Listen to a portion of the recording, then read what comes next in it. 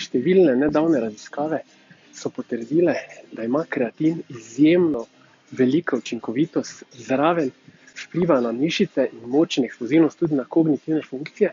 Še posebej učinkovit pri veganih in vegetarijancih. V stanju povečane utrujenosti, večje nespečnosti. Zakaj? Tukaj vidimo poenostavljeno formulo ATP molekule, ki je tista ključna za oddajanje energije pri mišičnih kontrakcijah in tudi pri možganskih aktivnostih, o katerih smo govorili, saj ker imamo velike možgane, nekje 20% energije porabijo naši možgani. Zakaj igra kreatin še izjemno pomembno vlogo pri veganih in vegetarijancih? Zato, ker kreatin dobimo sicer iz mesa,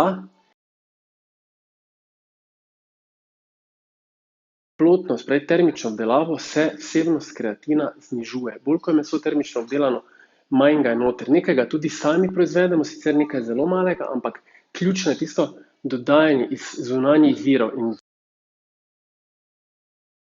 Samo 3 do 5 grami dodajanja kreatina dnevno bomo bistveno povečali zalogo le-tega v naših celicah in tako pripomogli k učinkovitejši tvorbi ATP molekul. ATP molekule so tiste, kot smo rekli, ki oddajajo energijo s tem, da se prekine ta fosfatna vez in ko se ta fosfat odda, iz ATP-ja nastane ADP.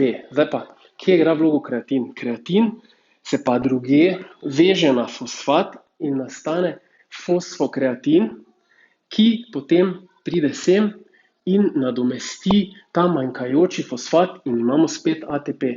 Zdaj, več, ko imamo ATP-jev in hitreje, ko se reciklirajo, bolj močni bomo, hitrejši bomo in bolj učinkovito bodo delovali naši možgani. Torej, tukaj je izjemna vloga kreatina.